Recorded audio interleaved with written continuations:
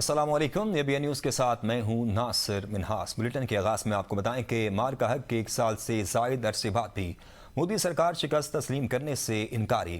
بھارت نے آپریشن سندور پر حقائق کے منافی دستاویزی فلم تیار کر لی۔ ISPR کے مطابق آپریشن سندور پر بھارتی ڈاکومنٹری حقائق کے منافی ہے۔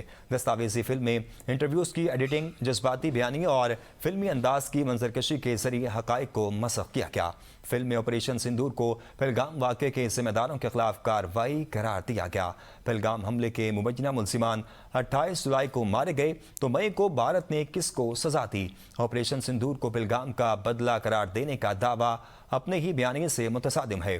پاکستان کو مار کا حق کے حوالے سے کوئی مصنوعی بیانیہ گھڑنے کی ضرورت نہیں۔ ISPR کے مطابق مار کا حق میں پاکستانی افواج نے بھارت کے 8 فوجی طیارے گرائے اور آپریشن بنیاد مرصوص میں 26 بھارتی فوجی اہداف کو نشانہ بنایا۔ میدان جنگ کے فوائد، سفارتی روابط اور بھارت کے اپنے بیانات حقائق واضح کرتے ہیں۔ پاکستان کسی بھی فوجی مہم جوئی کا جواب مضبوط، فیصلہ کن دینے کا حق رکھتا ہے۔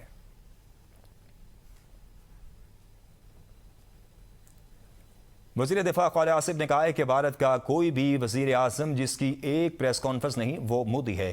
انہوں نے کہا ہے کہ تاریخی دفاعی معاہدہ خطے میں امن اور ترقی کے لیے ہے، اس میں کوئی شک نہیں۔ خطہ اس وقت مشکلات کا شکار ہے۔ پاکستان کو خطرہ افغانستان سے دہشت گردی سے ہے، جس سے بھارتی سپورٹ حاصل ہے۔ خواجہ آصف نے کہا ہے کہ بھارت دنیا میں تنہا ہو چکا ہے۔ بھارت کا تعلق صرف اسرائیل سے ہے۔ بھارت خطے میں ہر جگہ فارغ ہو چکا ہے۔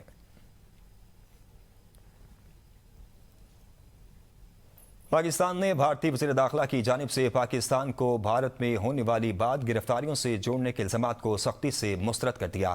دفتر خارجہ کے ترجمان طاہر حسین اندرابی نے کہا ہے کہ بھارتی الزامات بے بنیاد ہیں اور پاکستان کے خلاف گمراہ کن مہم کا حصہ ہے۔ ایسے الزامات بھارت کے داخلی سیکورٹی مسائل اور سیاسی مفادات سے توجہ ہٹانے کی کوشش ہے۔ پاکستان نے عالمی برادری پر زور دیا کہ وہ بھارتی الزامات مسترد اور خطے میں ریاستی سرپرستی میں ہونے والی دہشت گردی پر بھارت کو جواب دہ ٹھہرائے۔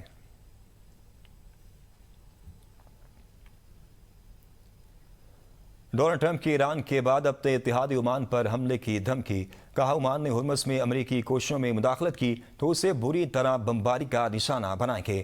عمان کا برتاؤ اچھا نہیں لیکن آسانی سے نمٹنے کے ایران وہ معاہدہ کرنے پر آمادہ نہیں جس کو میں ضروری سمجھتا ہوں۔ آپ نے ہرمز کو امریکی ملکیت قرار دینے کا خیال اچھا لگتا ہے۔ آپ نے ہرمز کھلی ہے، تیل کی قیمتیں کم ہو رہی ہیں۔ سخت کارروائی کے فیصلے تک تیل کی قیمتیں مزید کم ہوتی رہیں گی۔ ٹرمپ نے جنگ کے خاتمے کے لیے تہران کو سفید جھنڈا لہرانے کا مشورہ دے دیا۔ فاکس نیوز کو دیے گئے انٹرویو میں کہا کہ ایران کے حوالے سے ان کی حکمت عملی کے لیے کوئی مقررہ وقت نہیں، تنازع ختم کرنے کے لیے بھی جلدی نہیں۔ امریکہ میں ہونے والے وسط مدتی انتخابات بھی ایران کے حوالے سے ان کی سوچ یا فیصلوں پر اثر انداز نہیں ہو رہے۔ امریکہ اور ایران کے درمیان براہ راست پس پردہ رابطے کا ایک چینل موجود ہے جس میں ایرانی پاسداران انقلاب سے وابستہ حکام بھی شامل ہیں۔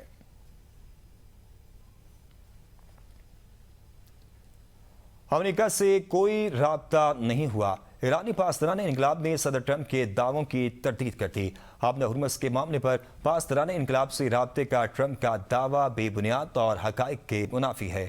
ترجمان پاسداران انقلاب بریگیڈیئر جنرل حسین محبی نے کہا ایرانی اور امریکی حکام کے درمیان کسی قسم کی بات چیت نہیں ہو رہی۔ ایسی خیالی باتیں جنگ میں ناکامی کے باعث پیدا ہونے والے وہم اور ڈراؤنے خوابوں کا نتیجہ ہے۔ امریکی صدر اپنے بیانات کے ذریعے تیل اور توانائی کی قیمتوں کو عارضی طور پر قابو میں رکھنے کی کوشش کر رہے ہیں۔ امریکی اور ایرانی حکام کے درمیان رابطوں کا تاثر پیدا کرنا موجودہ جنگی اور اقتصادی صورتحال پر اثر انداز ہونے کی کوشش ہے۔ ڈونلڈ ٹرمپ کے پاس اب ایک ہی راستہ باقی ہے، وہ اپنی شکست اور ایران کی مقررہ شرائط کو تسلیم کرے۔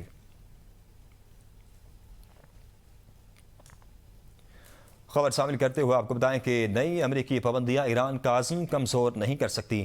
ایرانی وزارت خارجہ کے ترجمان اسماعیل بقائی نے کہا ہے کہ واشنگٹن طویل عرصے سے ایران کے خلاف تنازع، دباؤ اور پابندیوں کی ایسی پالیسی پر عمل پیرا ہے جو بالآخر خود امریکہ کے لیے بھی نقصان دہ ثابت ہوئی ہیں۔ ڈیموکریٹس دور میں عائد کی جانے والی پابندیاں اور ٹرمپ کی پہلی مدت میں شروع کی گئی مہم نے امریکی پالیسی کی غیر انسانی نوعیت کو واضح کر دیا۔ بقائی کے مطابق ایران نے امریکہ کی جانب سے ممکنہ مزید اقدامات کے مختلف منظرنامے کو پہلے ہی مد نظر رکھا ہے اور ضروری انتظامات کر لیے گئے ہیں۔ کسی بھی نئی صورتحال کا مقابلہ کرنے کے لیے ایران اپنے تمام دستیاب وسائل استعمال کرنے سے گریز نہیں کرے گا۔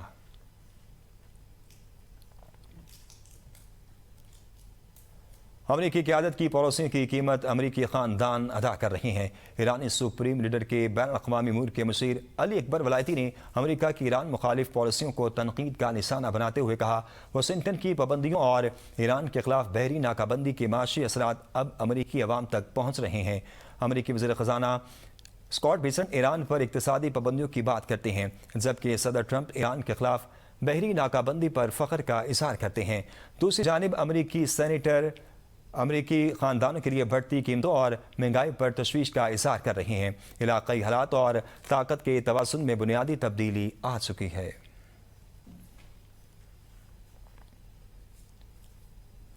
ادھر ٹرمپ کا اسرائیل سے غزہ میں حملے روکنے کا مطالبہ۔ امریکی صدر ٹرمپ نے فاکس نیوز سے انٹرویو اسرائیل پر زور دیا ہے کہ وہ غزہ میں اپنے حملے روک دے اور جنگ بندی معاہدے پر عمل درآمد کو یقینی بنائے۔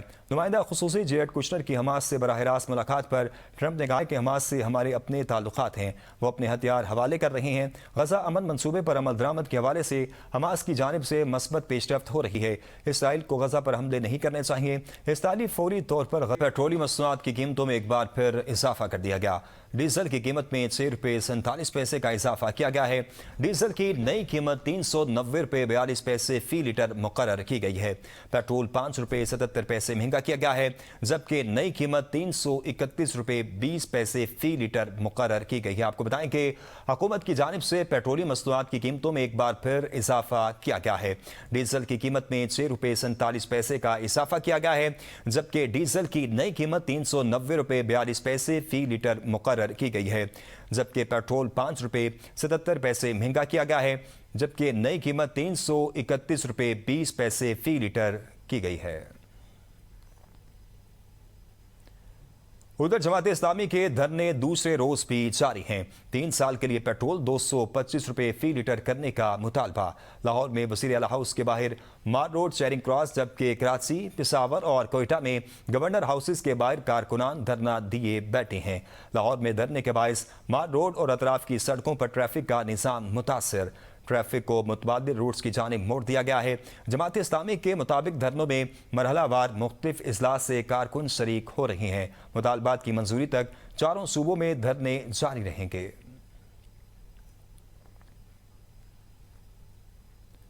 کوٹ لکھپت جیل لاہور میں قید پی ٹی آئی رہنماؤں نے جماعت اسلامی کے مہنگائی، پیٹرولیم لیوی اور بجلی کی قیمتوں کے خلاف ملک گیر دھرنوں کی حمایت کا اعلان کر دیا۔ شاہ محمود قریشی، ڈاکٹر یاسمین راشد، میاں محمود رشید، عمر سرفراز چیمہ اور سینیٹر اعجاز چودھری کے مشترکہ بیان میں پی ٹی آئی کی مرکزی قیادت سے بھی جماعت اسلامی کی عوامی جدوجہد کی حمایت کرنے کی اپیل کی گئی ہے۔ اسیر رہنماؤں نے ملک بھر کے نوجوانوں سے احتجاجی مہم میں بھرپور شرکت کی اپیل کرتے ہوئے کہا کہ حکومت کو پیٹرولیم لیوی ختم کرنے اور مہنگائی میں کمی کے لیے اقدامات پر مجبور کیا جائے۔ انہوں نے کہا ہے کہ عوام کو درپیش معاشی مشکلات کے خلاف آواز اٹھانا وقت کی اہم ضرورت ہے۔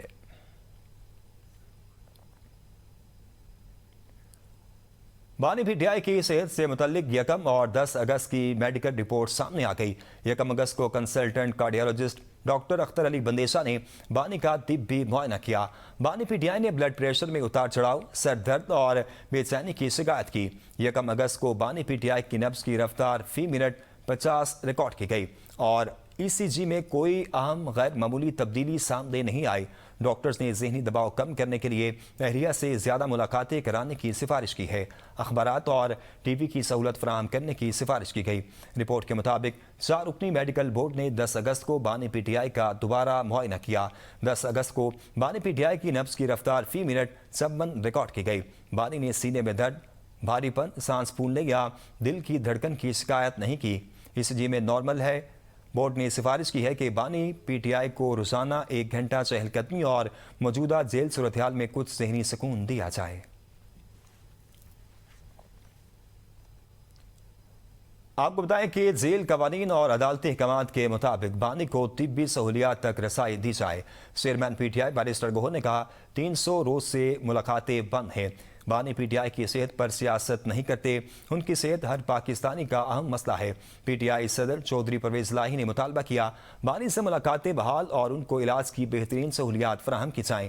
وزیر اعلیٰ کے پی کے سہیل خان آفریدی نے کہا بانی کو کچھ ہوا تو ذمہ دار حکومت ہوگی، بانی کی صحت کے معاملے پر حکومت کو جواب دینا ہوگا، ہم ریلیف نہیں انصاف مانگ رہے ہیں، بانی کا علاج بہترین ہسپتال میں ڈاکٹر اور اہل خانہ کی موجودگی میں کرایا جائے۔